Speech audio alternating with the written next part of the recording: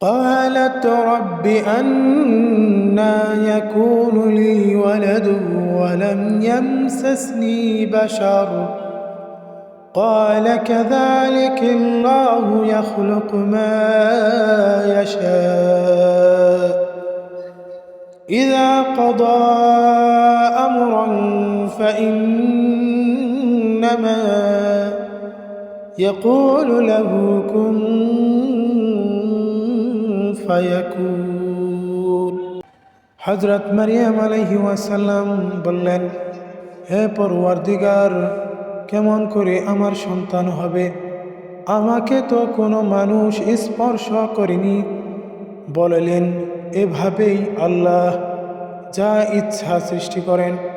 যখন কোনো কাজ করার ইচ্ছা পোষণ করেন, মহান রব্বুল আলামিন শুধু বলেন হয়ে যাও, আর তা অমনি হয়ে যায়।